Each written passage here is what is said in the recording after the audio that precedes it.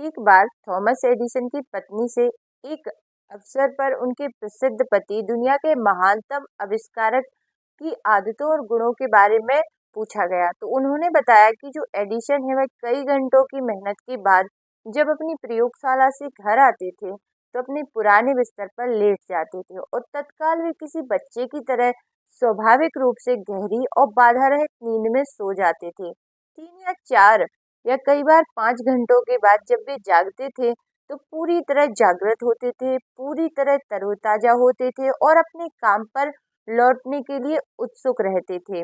मैंने लेखक Norman Vincent Peale कहते हैं कि मैंने जब मिसेस एडिशन से आग्रह किया कि वे इतने स्वाभाविक और आदर्श तरीके से सोने की उनके पति की आदत का विश्लेषण करें तो उन्होंने बताया कि वे प्राकृतिक पुरुष हैं। उनका आशय था कि वे पूरी तरह से प्रकृति और ईश्वर के सामंजस्य में जीते थे।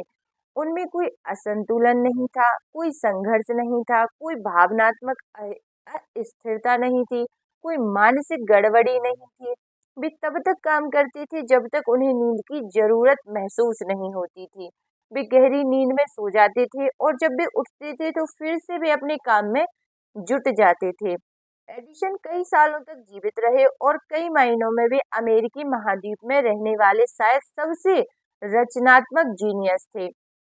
भावनात्मक संतुलन और पूरी तरह विश्राम करने की उनकी योग्यता से उन्हें ऊर्जा प्राप्त होती थी। ब्रह्मांड के साथ उनके अद्भुत सामंजस्यपूर्ण संबंध के कारण प्रकृति ने उनके सामने अपने गोपनीय रहस्य खोल दिए। देखिए, आपने भी अपने जीवन में या अपने आसपास कई ऐसे लोगों को देखा होगा जो बहुत ज्यादा एनर्जेटिक होते हैं और अपने कार्य को लगातार करते रहते हैं बहुत ही एनर्जी के साथ। ऐसे लोग अपनी लाइफ में बहुत सफल होते हैं और यदि आप चाहते हैं कि आपकी जो ऊर्जा का स्तर है वह हमेशा बढ़ा रहे, आप हमेशा एनर्जेटिक फील करते रहें, तो आप इस वीडियो को पूरा देखिए। आप समझ जाएंगे कि ऊर्जा का जो स्तर है उसको बढ़ाने के लिए आपको ज्यादा कुछ करने की आवश्यकता नहीं है। सिर्फ आप अपने विचारों में परिवर्तन करके और ईश्वर से अपने संबंध को बहुत अच्छा बनाकर आप अपने जीवन में जो चाहे वह हासिल कर सकते हैं। देखिए, हम कैसा अनुभव करते हैं इस बारे में हम जो सोचते हैं उसका इस बात पर निश्चित प्रभाव पड़ता है कि हम वास्तव में शारीरिक रूप से कैसा महसूस करेंगे। अगर आपका दिमाग आपको बताता है कि आप थके हुए हैं तो आपका शरीर, आपकी नब्ज, आपकी मांसपेशियां इस तथ्य को स्वीकार कर लेती हैं। परंतु अगर आपका दिमाग किसी काम में गहरी रुचि ले रहा है तो आप उस काम को अनंत काल तक बिना थके जारी रख सकते हैं। देखिए, धर्म हमारे विचारों के माध्यम से काम करता है क्योंकि दरअसल धर्म विचारों के अनुशासन का सिस्टम है।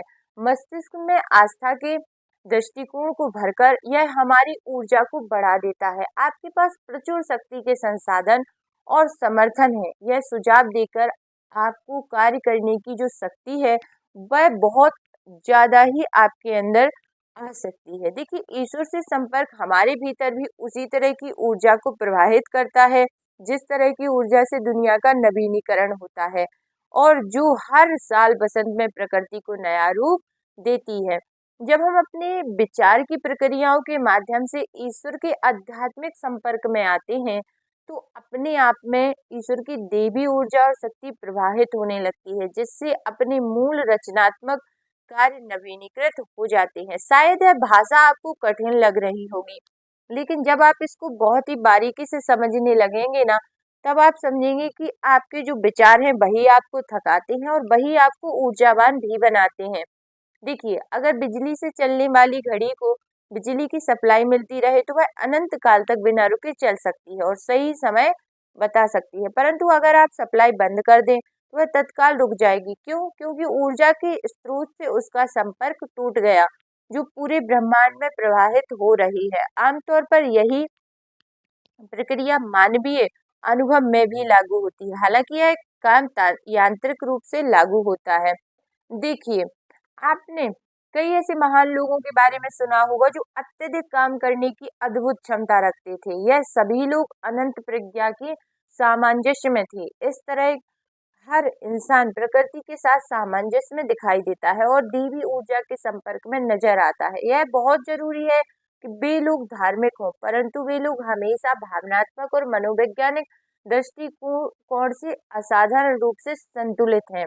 डर, नफरत, बचपन में माता-पिता की गलतियों को आत्मसात करना, आंतरिक संघर्ष और मनोविकार किसी भी संतुलित व्यक्ति को असंतुलित कर सकते हैं और इस तरह प्राकृतिक शक्ति का अनावश्यक क्षय हो सकता है। देखिए, शरीर को इस तरह बनाया गया है कि यह आश्चर्यजनक रूप से लंबे समय तक आवश्यक ऊर्जा का उत्पादन कर सके। अगर कोई व्यक्ति अपने शरीर का समुचित ध्यान रखे, यानी खान पान, व्यायाम, नींद, शारीरिक व्यसनों से मुक्ति इत्यादि पर ध्यान दे, तो शरीर अपने आप को अच्छी तरह से स्वस्थ रख सकता है, आश्चर्यजनक ऊर्जा का उत्पादन कर सकता है और इसे बनाए रख सकता है। अगर वह व्यक्ति इसी तरह से अपने अच्छी तरह संतुलित भावनात्मक जीवन पर ध्यान देता है तो ऊर्जा की बचत होती है। परंतु अगर वह स्वयं द्वारा प्रदत्त नकारात्मक भावनाओं, प्रतिक्रियाओं द्वारा अपनी ऊर्जा को क्षय होने देता है तो उसके पास जीवंत शक्ति की कमी होने लगती है। जब शरीर, मस्तिष्क और आत्मा मिलकर काम करते हैं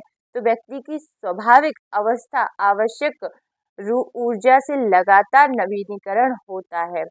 देखिए, यदि आपके जो विचार है वह सकारात्मक होंगे, इससे इस वीडियो का यही सार निकलेगा कि आपके जो विचार है यदि वह सकारात्मक है, आप अपनी विचारों की ऊर्जा को नकारात्मक विचारों, डर, नफरत, इन सब बुराई, इन सब चीजों में नहीं लगाकर सिर्फ सकारात्मक चीजों पर लगाते हैं, लोगों की एनर्जी को देखते हैं, एनर्जेटिक लोगों के साथ रहते हैं, उनके बारे में पढ़ते हैं, सुनते हैं, तो आपके जीवन में बहुत सारी ऊर्जा का आप देखेंगे कि अनुभव करेंगे और आप लगातार ऊर्जावान रहेंगे। उसके साथ-साथ आपको अपने खान-पान, आहार, व्यवहार, विचार पर भी ध्यान केंद्रित करना होगा। यदि आप अपने विचारों की शक्ति को सकारात्मक रखकर लगातार ऊर्जावान महसूस कर सकते हैं। आई होप यह वीडियो आपके जीवन में एक सकारात्मक बदलाव लेकर आए। हर हर महादेव।